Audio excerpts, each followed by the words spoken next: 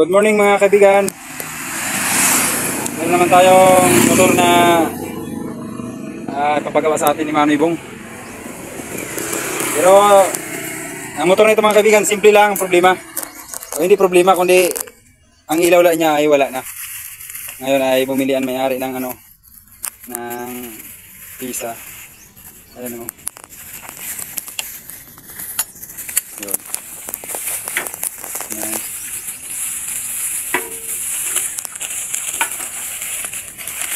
Sabi niya baka daw ito may problema kasi nawala yung ilaw niya. Kaya bumili na rin siya ng bago. Pero sabi niya kapag okay pa ito, ito lang muna. Ano niya stock. Pero kapag hindi na ito okay, ipapalitan namin ito. Ayan. Kaya parte ito mga kaibigan sa wiring sa paglalagay ng ilaw ang ating trabaho sa ngayon. Alamin natin ngayon kung bakit walang ilaw ang motor na ito. At pakisuyo na tingnan ng mabuti para matuto kayo.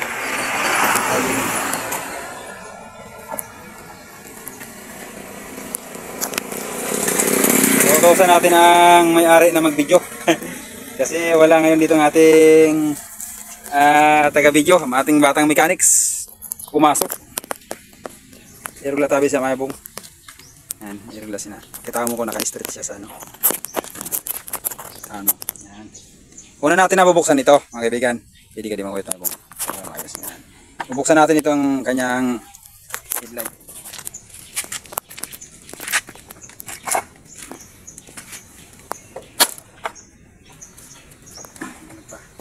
Meron pang nuts.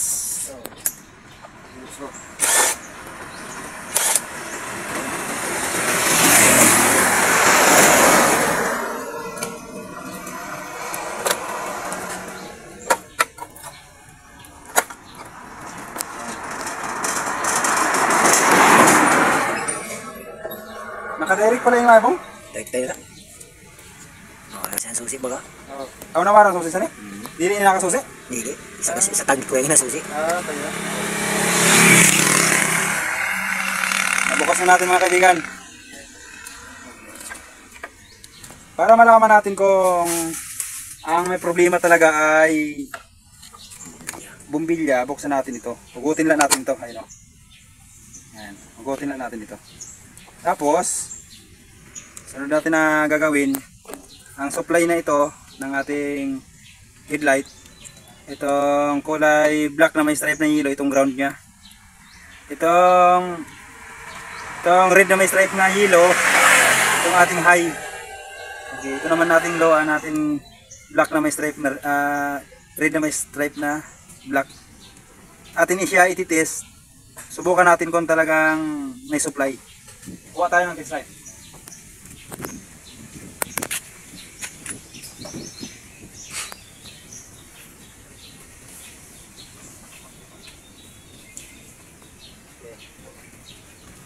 Ito mga kaibigan natin test light. Atin ito i-body clip. Dito. Okay. Ground dito mga kaibigan, walang problema yan. Yamang positive ang ating hanapin. Naka body ground tayo. Tapos, papaanda rin natin. Tapos, i-switch natin mga kaibigan, on. Switch natin. On tayo. Pusukin natin ang wires na ito.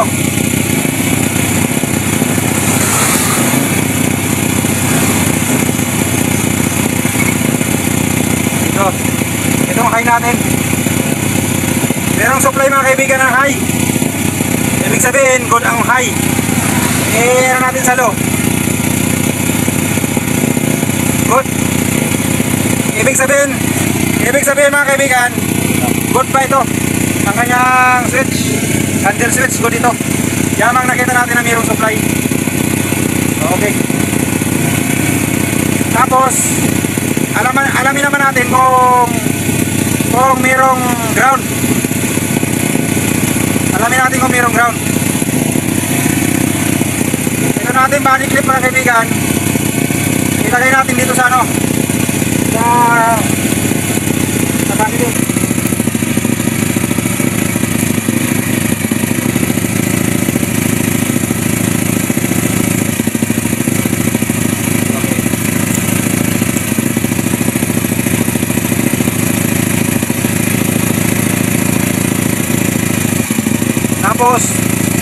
ground, tusukin natin.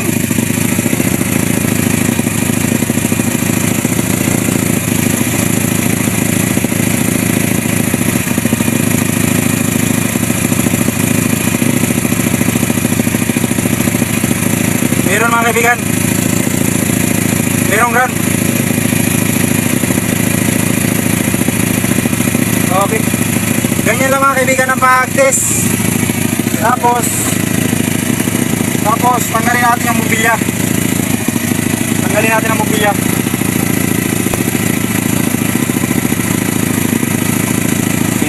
Tapos mabutin natin.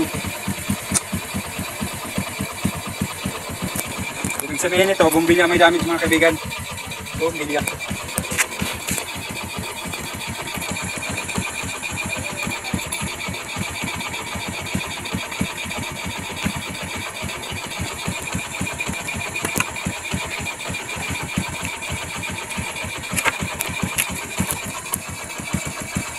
Sa pagtanggal nito mga kaibigan, meron itong clip. Tatanggalin nyo lang sa pagka-clip dito kayo kumuha. Oh, yan. Okay, tapos ganyan lang pagbalik niyan. Yun. Tanggal na. Tapos nito ng bidin siya mga kaibigan. Oh, pumutok na. Putok na yung bumbilya niya mga kaibigan. Okay. Ano yung bago natin?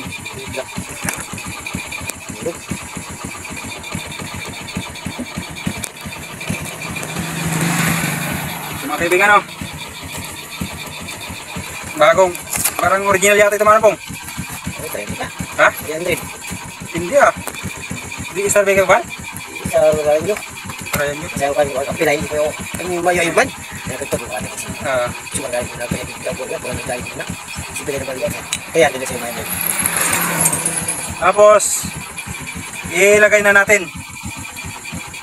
Sa paglagay nito mga kaibigan, okay. Dito malapad. Ito maliit. Hanapin nyo dito yung may uka na malapad din. So hindi ito malapad na may uka. Diyan natin ilalagay ganyan. Oh, ganyan. Oh, tapos ibalik na natin ito. Okay. Sa pagbalik nito mga kaibigan, ganoon pa rin. Simula sa pagtanggal natin kanina. Ganyan. Yan, ganyan. Tapos itulak nyo lang ito. Oh, ganyan. Simple lang mga kaibigan. Tapos ibalik na natin ito na ng ating rubber.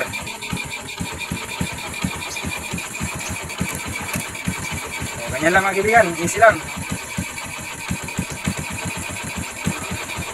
Tapos, subukan na natin kung iilaw na. Subukan na natin.